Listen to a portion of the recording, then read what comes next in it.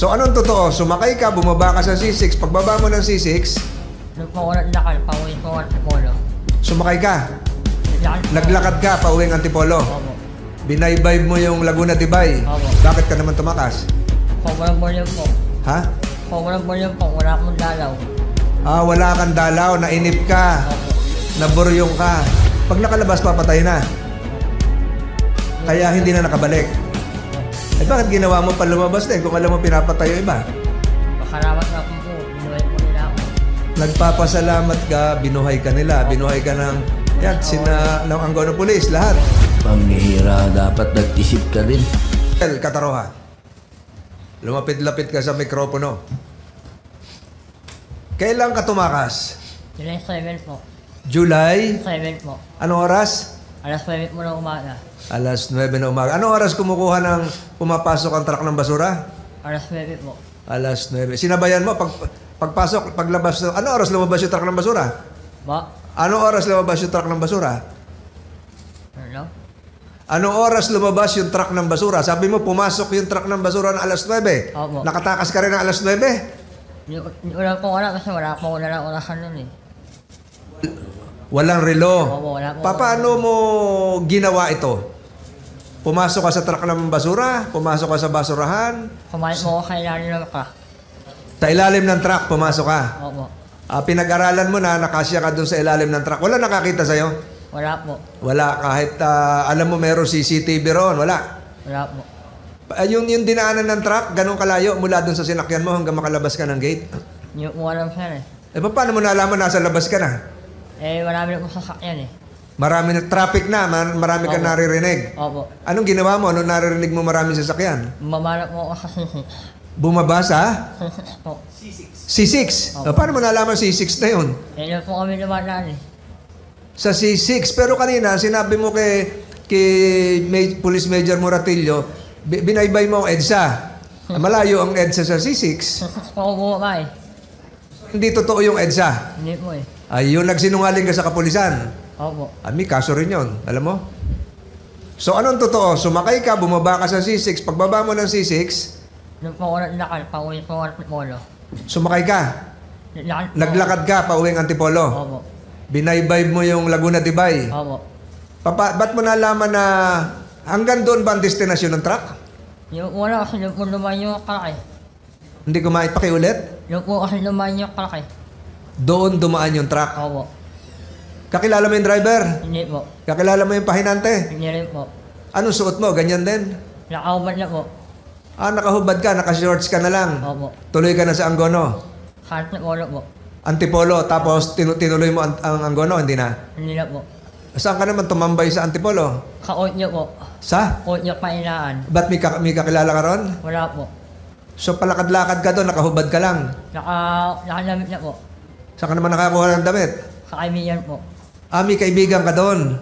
Sino yung kaibigan mo? Si Osme po. Ano yung PDL din dati? Hindi po. Ano yung mag-anak mo, barkada mo? Kaibigan lang po. Meron ba nag-utos sa'yo para tumakas ka? Wala po. Kusang loob ka lang tumakas? Opo. Bakit ka naman tumakas? Sobrang volume po. Ha? Sobrang volume po. Wala akong dalaw. Wala kang dalaw, nainip ka, Opo. naburyong ka. Opo. Doon ba habang nasa loob ka, may mga nabalitaan kang tumatakas din? Hindi ko alam sir eh. Ha?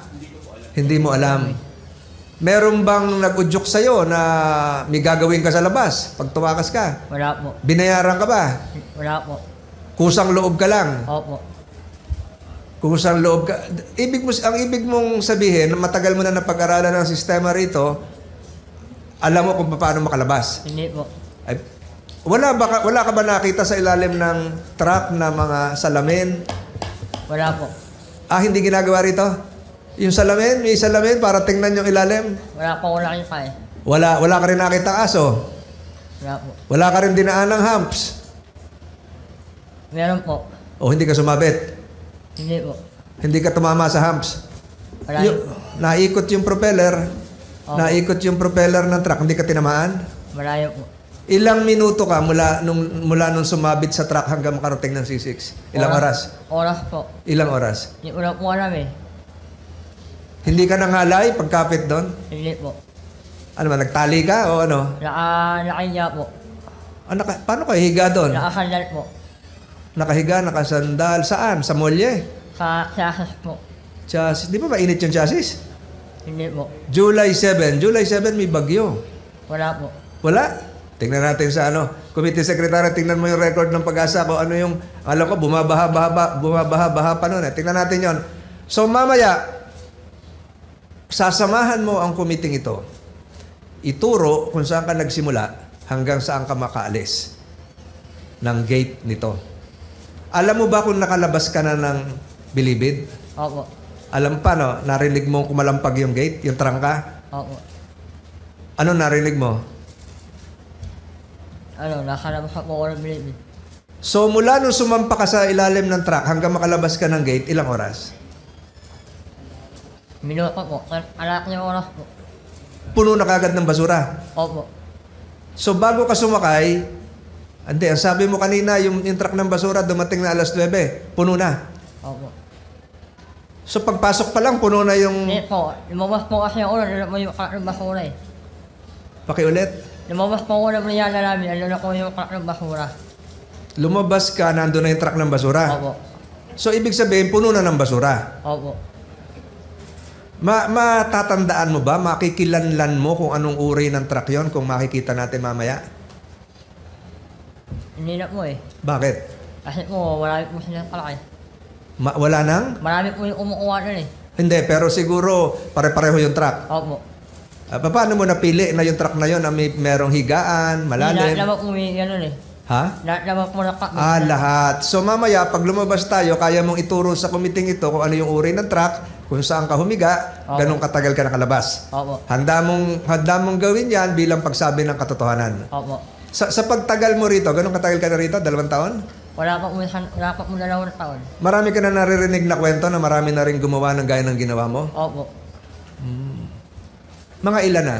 Yung una po masabi sa wala po.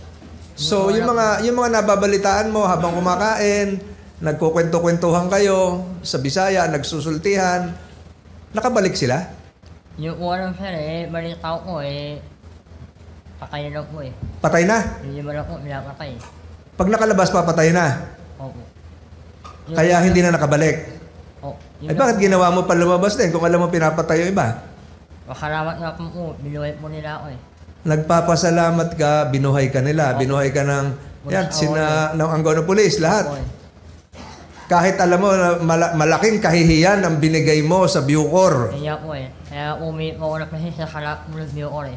Humihingi ng? Umiit po ako na malaking kasi sa kalap mo ng Bucor.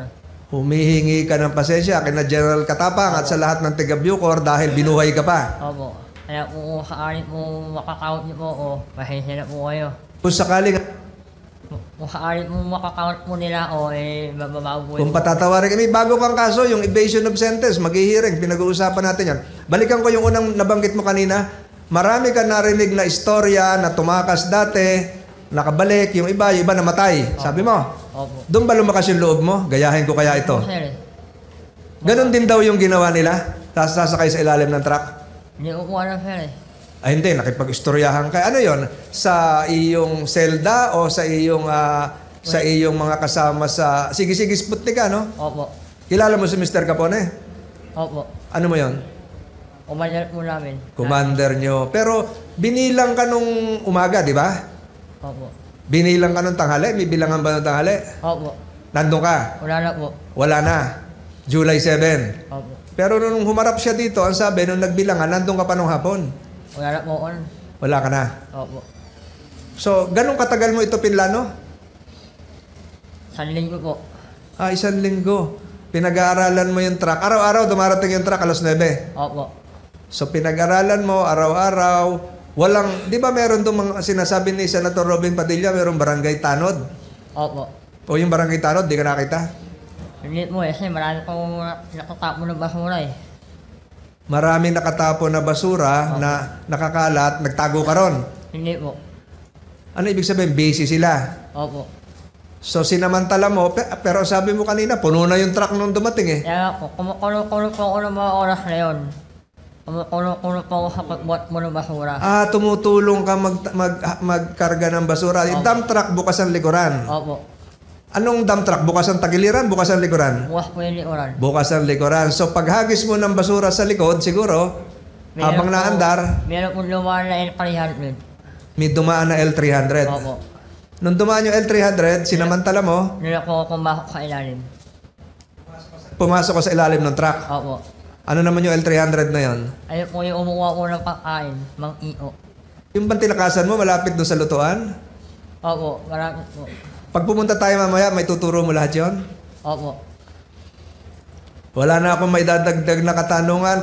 Kung nagsisinungaling ka, kung ano man ang gusto mo, malalaman natin ito mamaya at hihintayin ko rin yung resulta ng Board of Inquiry.